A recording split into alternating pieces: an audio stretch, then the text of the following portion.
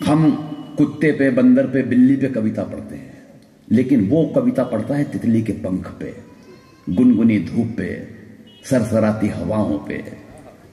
वो कवि हमारे बीच राजीव राज के रूप में उपलब्ध है। मैं उनकी अगर उपलब्धियां गिनवाऊंगा तो कई हैं। एक बड़ी उपलब्धि यह है कि उन्हें ब्रजकिशोर शुक्ल घायल पुरस्कार से सम्मानित किया गया। एक उपलब्धि यह है कि उन्हें हिंदी अकादमी का अवार्ड दिया गया। एक उपलब्धि उनकी यह है कि उन्हें विष्णु सक्सेना सम्मान से सम्मानित किया गया। लेकिन दो बड़ी उपलब्धि यह है कि पिछले लाल किले के कवि सम्मेलन को जिस कवि ने लूटा है वो कवि है राजीव राज। और दूसरी खासियत पर पूरे सदन की तालियां बजे कि एक ऐसा गीतकार जिसे राष्ट्रपति महोदय ने अपने हाथों से, यार तालियां बजनी चाहिए, अपने हाथों से पुरस्कृत करने वाले कवि को मैं आवाज देना चाहता हूं। बस थोड़ा सा माहौल इस तरीके से बना लेना कि राजीव राज मैं एक दावा करता हूं कि बरसों तक याद रखोगे कि कोई गीतकार आया था आपके शहर में। वो जिस तरीके से पढ़ते हैं उस तरीके से सुन के बता देना। मैं 4 पंक्तियां पढ़ता हूं और पीछे तक के लोगों आप भी जरा ताली बजाकर दावत दे देना इटावा के उस बड़े कवि को कि जाने किस मदरसे में मेरा मनमीत पड़ता है, जाने किस मदरसे में मेरा मनमीत पड़ता है, मेरे चेहरे पे लिखी हुई वो सारी प्रीत पड़ता है, कभी आने नहीं देता गजल की आंख में आंसू, गीत भी मुस्कुरा देते हैं वो जब गीत पड़ता है। तालियां बजाकर आवाज दें देश के बड़े गीतकार राजीव राज।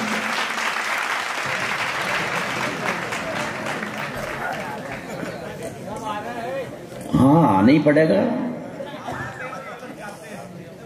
एक कवि में अगर 8-15 लोग उठेंगे तो कवि ज्यादा चाहिए। फिर पूरी मेहनत के साथ गले की खराबी के बाद गीत के जिस शिल्प तक इस कवि सम्मेलन को पहुंचाया, एक बार उनका अभिनंदन करे पूरा सदन दोनों हाथ ऊपर उठाकर ताली बजाकर।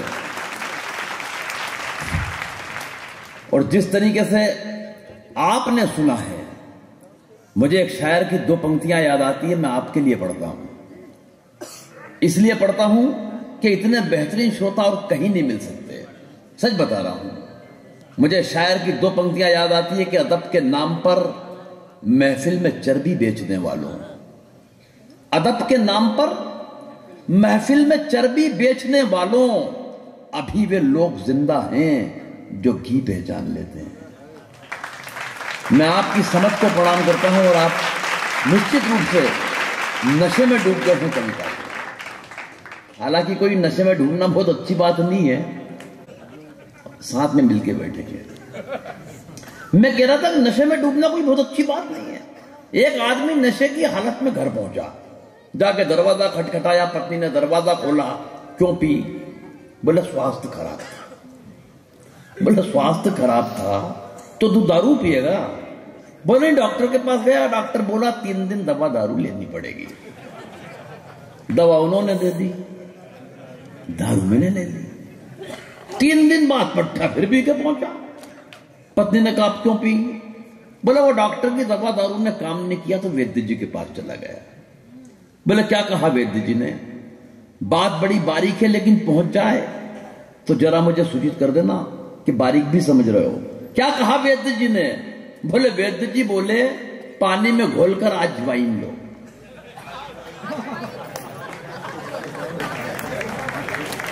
जितने समझ गए उतने ताली बजा लो, बाकी कोई दिक्कत नहीं। पानी में घोलकर अजवाइन लो। 3 दिन बाद पट्टा फिर भी क्या पहुंचा। पत्नी का बचा खुचा दिमाग खराब, बोले डॉक्टर निपट गया, वैद्य निपट गया, अब क्यों पी? बोले तेरे पिताजी ने की। बोले क्या कहा मेरे पिताजी ने? बोले देख जिस दिन तेरा मेरा लगन हुआ था, अपनी शादी हुई थी, तेरे पिताजी ने हम दोनों के सर पे हाथ फेरकर एक बात कही थी कि आज के बाद तुम दोनों मिलकर ये घर बार संभालना। घर तू संभाल रही है? बहुत अच्छे। बाहर में संभाल। तो बाहर से आए हुए लोगों, हाँ, मैं कहीं देख रहा हूं जायसवाल जूस वाले भी फंसे हुए हैं यहाँ। हाँ, क्योंकि सारों ने जूते नहीं उतारे, जिनके पांव में है मैं उनको भी जानता हूं। लेकिन अब थोड़े आप इस लायक हो गए, अब कोई उठे नहीं। निवेदन है, 2 कवि शेष हैं, दोनों विशेष हैं, एक थोड़ा सा मैं अवशेष हूं। कहेंगे तो एक आध कविता में भी अगर वक्त हुआ तो पढ़ दूंगा। हम उनको सुन ले पहले। राजीव राज ने बहुत अच्छा गीत पढ़ दिया तो एक ऐसा माहौल पैदा हो गया कि मैं एक देश की बड़ी कवयित्री, जिनके इंतजार में कई लोग यहां बिल्कुल, देखो दादा ने चश्मा उतार के साफ किया, यही वाली ना। लेकिन कविता के सौंदर्य को अपने शब्दों से संवारने का काम जिस कवित्री ने बेहद खूबसूरती के साथ किया है। पिछले कुछ वर्षों में अगर हिंदी कविता के पास, हिंदी मंचों के पास कवियत्री के लिए कोई उपलब्धि है कवियत्री के नाम पर, तो उनमें एक नाम होता है डॉक्टर भुवन मोहिनी का। एक बार ताली बजाकर सूचित करें कि आप सुनने की अवस्था में है, मूड में है, थोड़ा सा माहौल और अलग रहेगा। हाँ, इसलिए थोड़ा सा सचेत होके बैठना, ये कहीं से भी शुरू हो सकती हैं, ये बता दूं मैं आपको। देखो, कई लंबी भूमिका बना सकता हूं मैं उस कवयित्री की जिसकी कितने पुरस्कार मिले। अगर एक एक की फेरिस्त बताऊंगा तो बहुत लंबी हो जाएगी। अगर ये कहूं कि उन्होंने कितने टीवी चैनल्स पर अपना कार्यक्रम दिया है तो ये भी कम बात है। एनडीटीवी, जी न्यूज, शेमारू टीवी, सब टीवी, कई चैनल्स हैं। उन्होंने कितने देशों की यात्रा की, ये भी कोई बड़ी बात नहीं है। ये भी कोई बड़ी बात नहीं है कि उन्होंने 2 विषय में पीएचडी की है, ये भी बड़ी बात नहीं है। ये भी बड़ी बात नहीं है साहब कि उन्हें सारा देश, मिलियंस में जब उनके वीडियोस डलते हैं तो मिलियंस में उनके व्यूअर्स होते हैं, ये भी बड़ी बात नहीं है। अगर 2 बड़ी बात कोई मैं मानता हूं तो वो ये है, और शायद दोनों बातों पर पूरे सदन की तालियां बजेंगी। एक सबसे बड़ी बात तो यह है कि राष्ट्रपति स्वर्गीय अब्दुल कलाम साहब ने उन्हें अपने हाथों से पुरस्कृत किया है।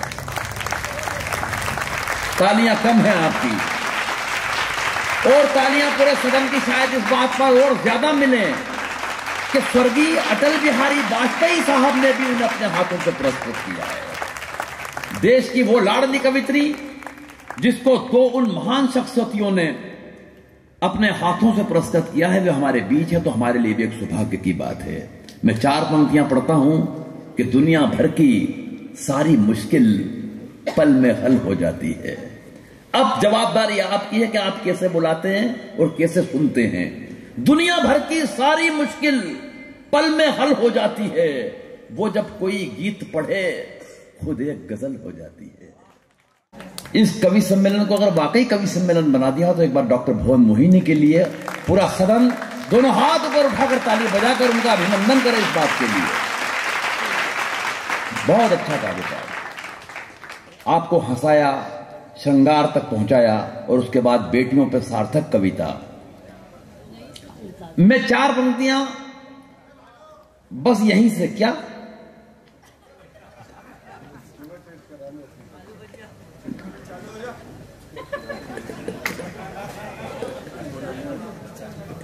ये जायसवाल जूस वाला कौन था? चालू हो जा भाई, मेहमान है आपके, इतनी बेइज्जती से बात न करें। कौन बोला था चालू हो जा? अब नहीं बोले, हद हो गई यार, अब तो खाली ताली बजाएंगे वो बस। हद हो गई। स्वागत स्वागत, बढ़िया सुनते हैं बहुत। सुनिए, नहीं जाना ही नहीं अब कहीं भी। एक जूता पहन रखा है इन्होंने, तैयारी में ही थे। ये दूसरे का है, ये एक जूता दूसरे का है, वो वाला भी देखना यार, बहुत बढ़िया लोग हैं। सुनिए, वक्त की मैं फिर कह रहा हूं कि 1 बजे तक का कवि सम्मेलन है। ये कितनी बजी अभी? 15 मिनट। 1 बज गया है, तो फिर ये 1:30 तक का है। हाँ नहीं, टाइम बड़ा से जाएंगे। डॉक्टर भुवन मोहिनी जी ने बहुत बढ़िया काव्य पाठ किया भाई, प्रेम प्यार मोहब्बत की बात है। देखो मैं इन चीजों को लॉजिकली बिल्कुल नहीं मानता। मैं मानता ही नहीं हूं कि कोई इश्क फिश्क होता है, सब फोकट है, तार्किक नहीं है कुछ भी। मैंने तो कभी 4 पंक्तियां लिखी थी कि इश्क मोहब्बत प्यार वफा किसको इनसे हुआ नफा। वाह वाह। मारवाड़ियों, चौथी पंक्ति पहुंच जाए तो गोविंद राठी को शुरू करवा देना। इश्क मोहब्बत प्यार वफा किसको इनसे हुआ नफा, इधर उसकी मांग भरी इधर अपनी जेब सफा। बढ़िया है कहाँ की मोहब्बत यार, जब फोकट है। मुझे तो भगवान कसम वो दृश्य याद आता है जब 7 फेरे चल रहे थे 26 बरस पहले मेरी पत्नी के साथ मेरे, और पंडित जी ने कहा कि ये लाल सिंदूर की डिब्बी रखी है, इसमें से एक चुटकी सिंदूर लो, इसकी मांग भरो। भगवान कसम कल्पना में जब वो दृश्य याद आता है ना तो कांप जाता हूं।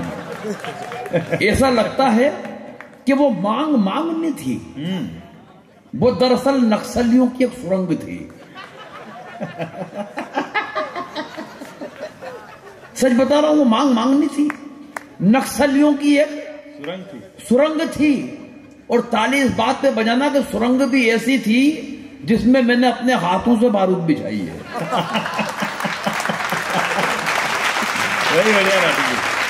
भगवान कसम।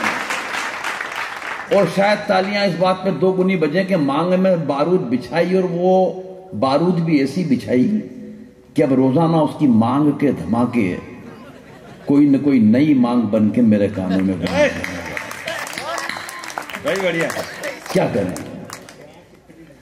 सच बता रहा हूं। पत्नियों पे इतनी लंबी लंबी कविताएं क्यों सुनाते हैं लोग, मुझे आज तक समझ में नहीं आई। कुंठित होते हैं वो करते हैं पत्नी पे कविता, कुंठित। सच बता रहा हूं, मैं और मेरी पत्नी अंडरस्टैंडिंग हम दोनों की इतनी कमाल है साहब। 26 साल हो गए शादी को। 26 साल की शादी की जिंदगी में उसने मुझसे कभी गंवार, मूर्ख, बेवकूफ, नालायक, पाजी, गधा, जाहिल, गंवार किसी शब्द का इस्तेमाल नहीं किया। कारण अंडरस्टैंडिंग इतनी कमाल की है, इतनी कमाल की है कि बस वो नजर भर देखती है और मैं समझ जाता हूं वो इनमें से क्या कह रही है। ये बढ़िया जवाब नहीं अंदर। सच बता रहा हूं, मैं तो एक दिन जब ज्यादा ही भरा गया गले तक, तो अपने ससुर जी के पास पहुंचा, गले तक उनके दोनों पांव पकड़ लिए। मैंने कहा क्या आइटम थमाया है, जिंदगी दुश्वार करके रख दी, परेशान करके रख दिया, नाश मार दिया मेरा। भाई साहब भगवान कसम मुझे कोने में ले गए, और मुझसे जो एक पंक्ति राजू भाई उन्होंने बोली, वो पंक्ति सुनने के बाद मैं अपना सारा दुख दर्द तकलीफ वेदना कष्ट यातना सब भूल गया। और मुझे उनसे सिंपैथी हो गई, मुझे वो मुझे कोने में ले जाके बोले बेटा मेरी सोच मेरे पास तो इसकी भी मां है।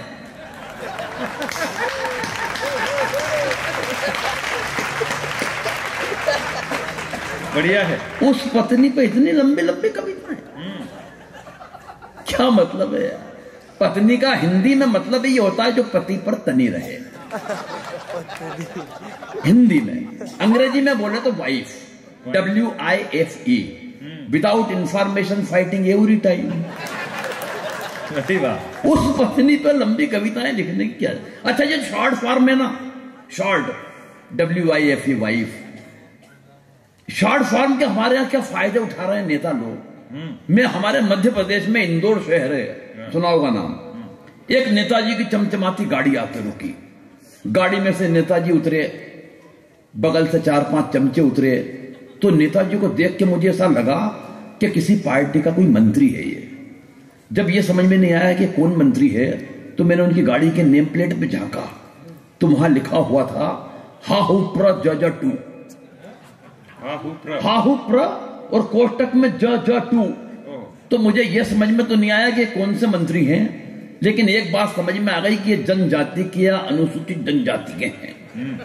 मैंने उनके ड्राइवर के गले में हाथ डाला धीरे से, जब समझ में नहीं आया तो मैंने कहा भैया ये कौन से मंत्री हैं। बोले कोई मंत्री नहीं है। मैंने कहा ये फिर हाहुप्र, बोले ये हरा हुआ प्रत्याशी है।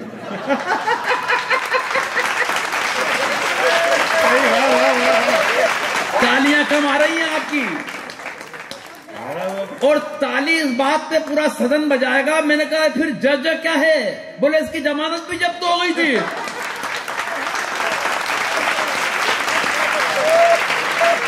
अभी भी ताली से जो चूक गए उनके लिए फिर एक मौका है। मैंने कहा ये आगे 2 लिखा है, ये क्या है? ये बोलो दूसरी बार लड़ा तो फिर डरा गया।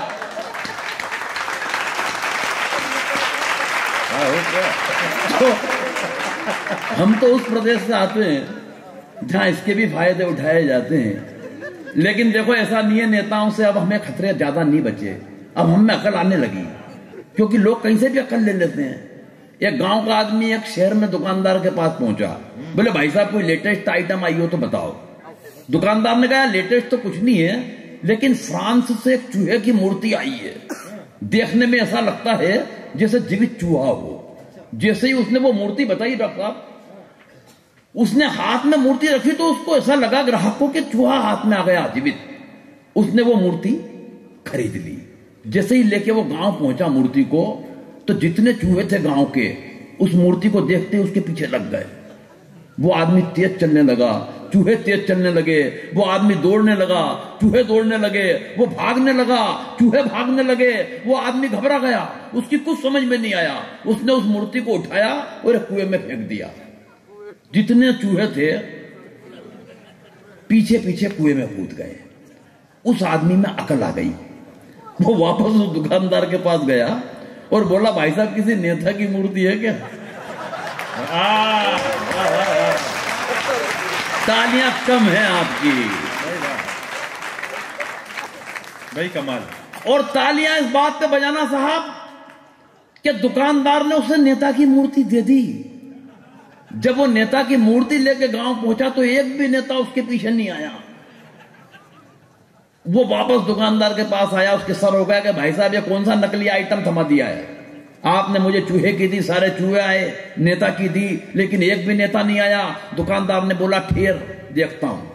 उसने रेपर हटाया, मूर्ति को खोला और जब मूर्ति को देखा तो वो दुकानदार से हाथ जोड़ के बोला भाई साहब मैंने आपको जल्दीबाजी में नेताजी सुभाष चंद्र बोस की मूर्ति दे दी। वाह वाह वाह वाह। और उनकी कद का अधिकारी देश में कौन है तो तुम्हारे पीछे आता है? बहुत बढ़िया, वाह। दिक्कत यह है इस देश की, तब व्यंग खड़ा होता है। मैं अपना काम उस छोटे मंच से वो पूरा कर चुका हूं जो मेरे जिम्मे का था। लेकिन मैं अगर यहां काव्य पाठ के लिए खड़ा हुआ हूं तो सिर्फ इसलिए खड़ा हुआ हूं कि मैं जिस कवि को सुनवाना चाहता हूं, या कहूं कि जिसको मैं भी सुनने आया हूं, वो सुदीप भोला हमारे बीच है। मैं उसकी भूमिका में एक व्यंग सिर्फ 12 पंक्ति का आपके बीच रखूंगा और उसको आवाज दूंगा। पूरा सदन तैयार रहे सुदीप भोला को सुनने के लिए। और व्यंग पहुंच जाए तो मुझे भी बताना कि भाई व्यंग बड़ी बारीक विधा होती है। देखो, हालांकि मैं आपको तो क्या व्यंग सुनाऊं, हिंदुस्तान के हर आदमी के अंदर एक व्यंगकार बैठा हुआ है। हर आदमी में 15-20 मिनट तक जब सब्जी वाले को पानी छींटते हुए ग्राहक ने देखा तो उस ग्राहक के अंदर का व्यंगकार जागा। वो बोला भाई साहब भिंडी को होश आ गया हो तो आधा किलो तोल दो। मुन्ना कौन सा बढ़िया, भिंडी को होश आ गया हो तो देखो। और बारीक व्यंग बताता हूं, और बारीक। एक 90 साल के बुजुर्ग को फोन आया कि हमारी फला फला कंपनी के शेयर खरीद लो, 3 महीने में पकते ही पैसे 2 गुने हो जाएंगे। वो बुजुर्ग ने उसे जवाब दिया, बहुत बारीक है लेकिन पहुंच गया तो मजा दे देगा।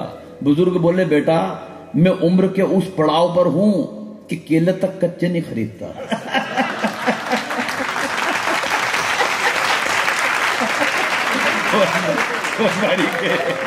यार ताली बहुत कम बजा रहा हो, मेरी मेहनत में कोई कमी नहीं है, भगवान की कसम सच बता रहा हूं। व्यंग सुनो, स्वागत। ये दिक्कत है देश की।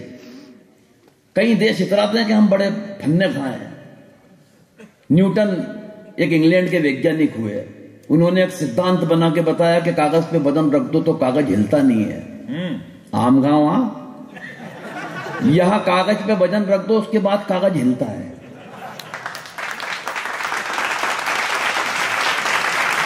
वाह वाह वाह। ये व्यंग है जो आप तक देर से यात्रा करेगा लेकिन करेगा। सुनिए कि एक दिन देखो, मैं फिर कह रहा हूं कि व्यंग थोड़ा सा यहां से सुन लेना, बस यहां तो बाद में पहुंचना, पहले यहां फिर यहां। हिंदुस्तान में चुनाव 2 चरण में होते हैं। पहले चरण में नेताजी आपके चरण में होते हैं, दूसरे चरण में हम नेताजी के चरण में होते हैं, मगर वे कमबख्त ऐसी गहरी नींद सोते हैं कि फिर हम कहीं के नहीं होते हैं। बस ये व्यंग है।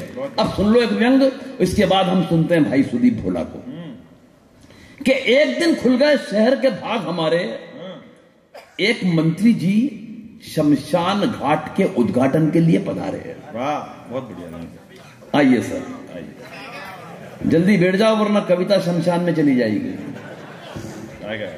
एक दिन खुल गए शहर के भाग हमारे, एक मंत्री जी शमशान घाट के उद्घाटन के लिए पधारे। उद्घाटन की पहली रस्म पूरी कराई गई। एक जलते हुए मुर्दे को बुझाकर मंत्री जी के हाथ से अग्नि दिलाई गई। ये आग में जब तक भी लगा सकता हूं जब तक मिलकर सब ताली नहीं बजाएंगे। मैं मुर्दे को झुलस भी सकता हूं। एक जलते हुए मुर्दे को बुझाकर मंत्री जी के हाथ से अग्नि दिलाई गई। इस घटना से कम एक बात का तो पता चलता है कि आदमी का नसीब खराब हो तो वो मरने के बाद भी भुगतता है। आदमी का नसीब खराब हो तो वो मरने के बाद भी भुगतता है। पंडित जी ने कहा, श्रीमान कृपया क्या इस दिशा में आकर अग्नि दिखाएंगे? और व्यंग के अगली पंक्ति पे ये नहीं कहूंगा साहब के ताली बजाना, कसम देता हूं कि ताली रोक के बताना। एक हाथ से दूसरे हाथ को पकड़ लेना कि न बजे, लेकिन दूसरा हाथ पहले हाथ से हाथ छुड़ा ले तो इस पूरे सदन में अभी तक जितनी ना बजी हो, इन खाली कुर्सियों की कसम है आपको, उनकी जवाबदारी भी आपकी दे रहा हूं। खाली जो चले गए लोग उनकी भी, लेकिन मैं जानता हूं कि बजेगी। पंक्ति जिंदगी की सर्वश्रेष्ठ पंक्ति व्यंग की आपके हवाले कर रहा गोविंद राज। पंडित जी ने कहा, श्रीमान कृपया क्या इस दिशा में आकर अग्नि दिखाएंगे? मंत्री जी भन्ना कर बोले, आग कहां और कैसे लगानी है मुझे क्या आप समझाएंगे?